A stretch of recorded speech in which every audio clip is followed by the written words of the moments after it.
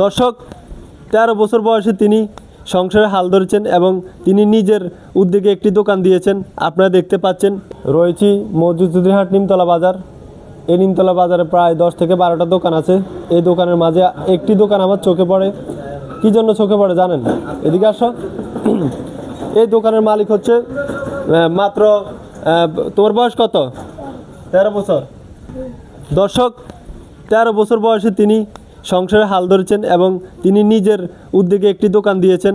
আপনারা দেখতে পাচ্ছেন এই দোকানটা তিনি নিজে চালায়। তো এখন আমি তার মুখ থেকে শুনবো আসলে তার কাহিনী এবং কিভাবে তিনি এই দোকানটা চালাচ্ছে।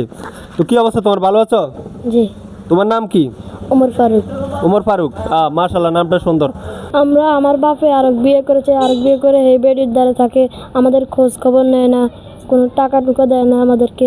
এখন আমরা এই হাল ধরেছি। মানে তোমার বাবা আরেক বিয়ে করেছে। তো তুমি এই 13 বছর বয়সে কিভাবে এই দোকানটা করলে বা কিভাবে মানে এই দোকানটা পরিচালনা করো? আমরা এত বছর কষ্ট করে কাম কাজ করে এখন দোকান দিয়েছি। তো তোমার সংসারে হাল ধরার মতো আর কেউ নেই? জি। কি আছে? আমার ভাই। তোমার বড় ভাই? জি। আর কেউ নাই? জি না। মানে তোমরা দুই ভাই মিলে কি এই দোকানটা চালু করছো? জি। কিভাবে চালু করছো? আমার ভাই কাজ করতো আর আমি স্কুলে পড়তাম। আমার ভাই হোটেলে কাজ করে তো টাকা জমে এই দোকানটা দিয়েছে। মানে তোমার ভাই হোটেল থাকতো, তখন টাকা জমিয়ে দোকানটা দিয়েছে নাকি? জি।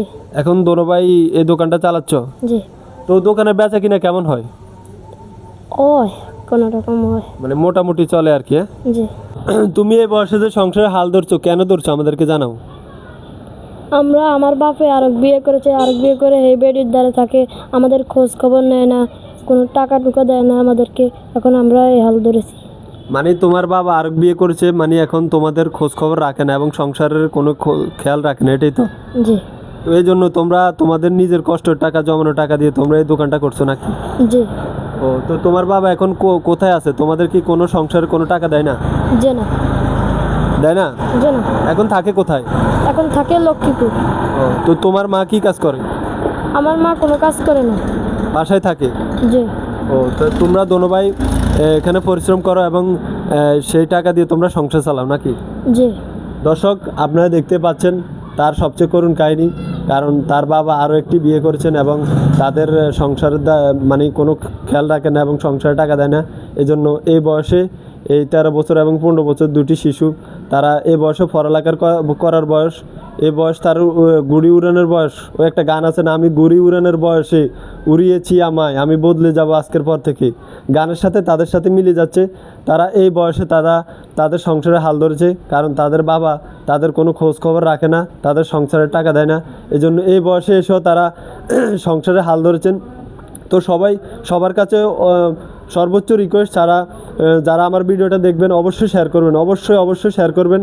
কারণ এই ভিডিওটা যতটা শেয়ার হবে ততটাই মানুষ তাদের সাথে পরিচিত হবে, তাদের দোকানটা দেখবে, তাদের দোকানে কাস্টমার তত বাড়বে এবং তাদের পারফরমেন্স আরও বাড়বে। তো আমি সবার কাছে অনুরোধ, ভিডিওটা শেয়ার করবেন।